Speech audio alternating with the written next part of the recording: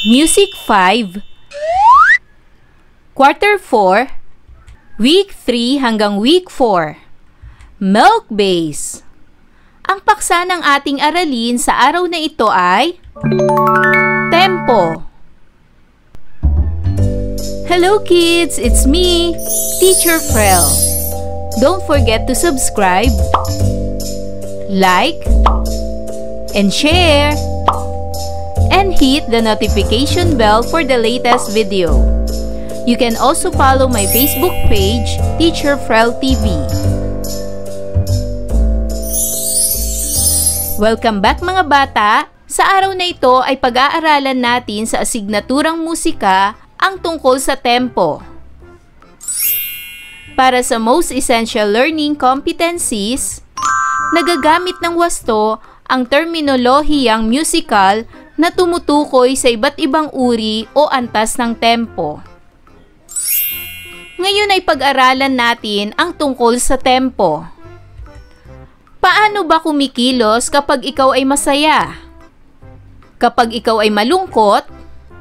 O kaya naman kung ikaw ay may karamdaman? Ano ba ang ibig sabihin ng tempo? Ang tempo ay isa sa mga elemento ng musika na tumutukoy sa bilis o bagal ng himig o ritmo. Isa ito sa nagbibigay ng ekspresyon sa awit na nagpapahiwatig ng damdaming nais iparating ng isang komposisyong musikal. Sa simula pa lamang ng tugtugin ay nakatakda na ang tempo, ngunit maaring magkaroon ng pagbabago sa kalagitnaan ng awit kapag may pagbabago sa ekspresyon. Tulad ng pang-araw-araw na gawain at kalagayang hinihingi ng pagkakataon, ang tempo ay hindi magkakatulad. Ang damdamin ng awit ay maipahihiwatig sa pamamagitan ng tempo. Ang tempo sa musika ay nasusukat sa pamamagitan ng isang metronome. Ito ay ginagamit upang malaman ang bilang sa kumpas sa isang minuto. Ang bilang ng beat sa isang awit ay makikita sa kaliwang itaas na bahagi ng isang likhang awitin. Bukod sa metronome, upang maging gabay sa pagsunod sa wastong bilis o bagal ng isang awitin, maaaring gumamit ng mga salitang naglalarawan sa iba't ibang tempo sa musika. Pag-aralan natin ang iba't ibang uri ng tempo sa musika. Lento. Ang tempo nito ay mabagal na malumanay. Largo. Ang tempo naman nito ay napakabagal. Very slow, very broad. Andante. Ang tempo naman nito ay mabagal o slow. Moderato. Ang tempo nito ay katamtaman na bilis. Allegro. Ang tempo nito ay mabilis, fast. Vivace. Ang tempo naman nito ay mas mabilis at mas masigla, quick and lively. Presto. Ang tempo nito ay mabilis na mabilis, very very fast. Accelerando. Ang tempo nito ay papabilis. Retardando. Ang tempo nito ay pabagal ng pabagal or gradually becoming slow. Ngayon kung inyong naunawaan ang iba't ibang uri ng tempo, ay sagutan ang mga sumusunod na tanong. Para sa unang bilang, ano ang tawag sa elemento ng musika na tumutukoy sa bilis o bagal ng himig o ritmo? Tama! Ang tawag dito ay tempo. Pangalawa, paano nasusukat ang tempo sa musika? Magaling! Sa pamamagitan ng metronome. Pangatlo, ano-ano ang iba't ibang tempo na ginagamit sa musika? Magaling! Ang iba't ibang tempo na ginagamit sa musika ay ang mga sumusunod: lento, largo, andante, moderato, allegro, vivace, presto, accelerando, at retardando. Pang-apat, kapag nakita mo ang salitang allegro sa piyesa o score ng isang awitin, paano mo ito kakantahin? Tama! Ito ay kakantahin ng mabilis o fast. At pang-lima, sa paanong paraan makakatulong ang tempo na mapaganda ang isang komposisyong musikal? Tama! Makakatulong ang tempo dahil isa ito sa nagbibigay ng ekspresyon sa awit na nagpapahiwatig ng damdaming nais iparating ng isang komposisyong musikal. Ngayon ay dumako na tayo sa pagsasanay bilang isa. Pag-aralan ang awiting pandangguhan, magsanay at maghanda sa pagtatanghal. Isaalang-alang ang sumusunod na pamantayan, i-video ang gawain at ipadala sa group chat o messenger ng inyong klase. At narito ang pamantayan sa paggawa ng gawaing ito.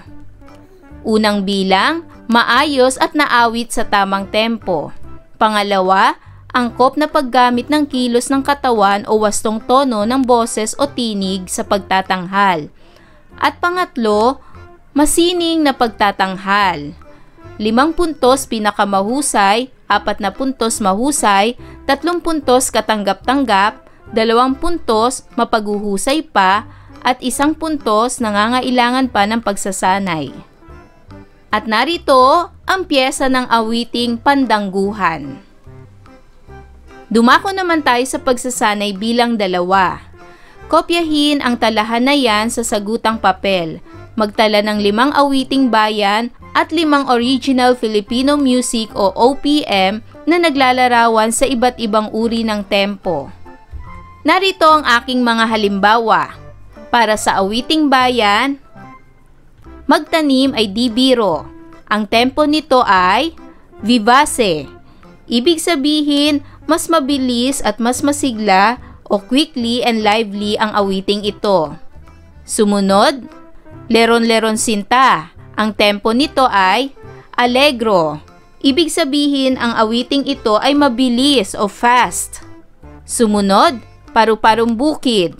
Ang tempo nito ay allegro. Ibig sabihin, ito rin ay mabilis o fast. Sumunod naman ay ang bahay kubo. Ang tempo nito ay moderato. Ibig sabihin, katamtaman lamang na bilis. At ang panghuli ay ili-ili tulog anay. Ang tempo nito ay largo. Ibig sabihin, mabagal na malumanay dahil ang ili-ili tulog anay ay awiting pampatulog sa mga bata. Para naman sa mga OPM o Original Filipino Music, narito. Kailan? Ito ay inawit ni Geneva Cruz. Ang tempo nito ay andante. Ibig sabihin, ito ay mabagal o slow. Ang sumunod naman ay ang Kapag Tumibok ang Puso na inawit ni Donna Cruz. Ang tempo nito ay vivace. Ibig sabihin, ito ay mas mabilis at mas masigla, quickly or lively. Ang sumunod naman ay ang Maalaala Mo Kaya. Ang tempo nito ay largo. Ibig sabihin, ito ay napakabagal, very slow and very broad. Ang sumunod naman ay ang Anak ng Pasig. Ito ay inawit ni Geneva Cruz. Ang tempo nito ay allegro. Ibig sabihin, ito ay mabilis o fast. Ang sumunod naman ay ang Anak na inawit ni Freddie Aguilar. Ang tempo nito ay moderato. Ibig sabihin, katamtaman na bilis. Ngayon mga bata, kung kayo ay may mga ibang alam na awiting bayan o OPM, maaari nyo itong ilista. Para naman sa pagsasanay bilang 3, magtala ng mga galaw ng katawan base sa hinihingi ng uri ng tempo sa baba. Una ay ang vivace. So alam nyo na ang vivace. Ang vivace ay mas mabilis at mas masigla, quickly or lively. Ang pangalawa naman ay ang allegro. Ang allegro ay mabilis o fast. Pangatlo, largo. ito ay napakabagal, very slow, very broad. Pang-apat, presto, ito ay mabilis na mabilis o very very fast. At pang-lima, moderato, ito ay katamtaman na bilis. Para naman sa pagsasanay bilang 4, ipakita ang iyong pagiging malikhain sa pamamagitan ng pagsulat ng rap o pagsulat ng awit tungkol sa kahalagahan ng pagsunod sa mga protocol upang maiwasan ang sakit na COVID-19. Gamitin ang uri ng tempo sa mga bahagi ng awit o rap na iyong gagawin. Isulat ang iyong ginawa sa sagutang papel. Maaari din namang i-video sa tulong ng iyong mga magulang ang ginawang rap o awitin at ipadala sa messenger ng guro. Isaalang-alang ang sumusunod na pamantayan. At narito ang pamantayan. Una, nakasulat ng awit o rap tungkol sa pagsunod ng protocol sa COVID-19. Pangalawa, nagamit ang wastong tempo sa mga bahagi ng rap o awitin. Pangatlo, maayos na naawit o nabigkas sa tamang tempo. Pang-apat, angkop na paggamit ng kilos ng katawan o wastong tono ng boses o tinig sa pagtatanghal. At pang-lima, masining na pagtatanghal. Dumako naman tayo sa pagsasanay bilang 5. Pag-aralan ng mga awiting nakatala sa baba. Isulat kung anong uri ng tempo mayroon ang bawat awitin. Isulat ang iyong sagot sa sagutang papel. Narito ang mga awitin. Para sa unang awit ay rikiting. Anong uri ng tempo mayroon ang rikiting? Tama, ito ay allegro. Ibig sabihin nito ang awiting ito ay mabilis o fast. Pangalawa, danyu. Anong uri naman ng tempo mayroon ang awiting ito? Tama, ito ay lento. Ibig sabihin ito ay mabagal na malumanay dahil ang awiting ito ay pampatulog sa bata. Pangatlo, rockabye baby. Ano namang uri ng tempo mayroon ang awiting ito? Tama, ito ay largo. Ibig sabihin nito napakabagal, very slow and very broad. Pampatulog rin ito sa bata. Pang-apat, dandansoy.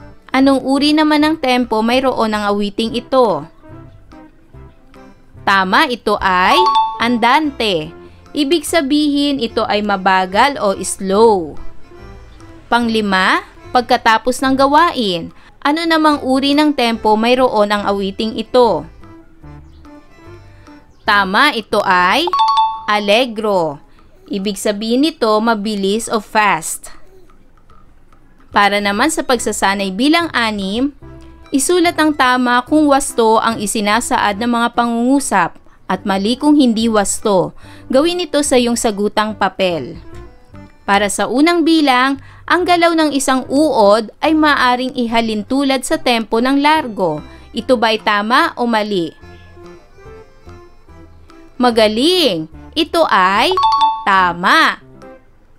Pangalawa, mabagal ang tempo ng awiting o yayi. Ito ba ay tama o mali? Magaling! Ito ay tama. Pangatlo, angkop ang tempo ng allegro sa mga awiting pampatulog ng bata. Ito ba ay tama o mali?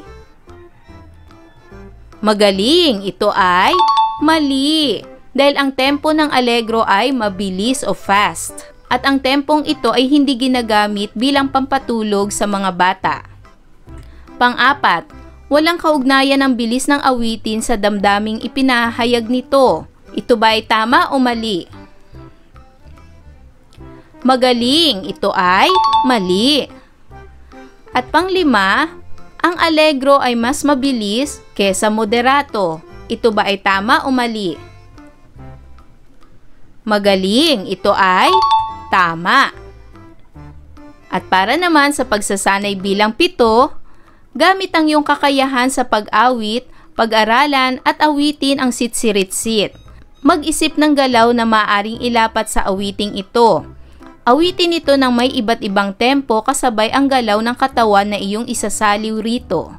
Isaalang-alang ang sumusunod na pamantayan. Maaaring i-video sa tulong ng iyong mga magulang at ipadala sa messenger ng guro. Narito ang pamantayan para sa gawaing ito. Una, maayos at inawit sa tamang tempo. Pangalawa, angkop na paggamit ng kilos ng katawan o wastong tono ng boses o tinig sa pagtatanghal. At pangatlo, masining na pagtatanghal. Ayan mga bata, kung inyo naunawaan ang araling ito, kayo ay magaling! Mga bata, sana'y marami kayo natutunan sa araling ito. Hanggang sa susunod na video lesson, paalam! Thanks for watching!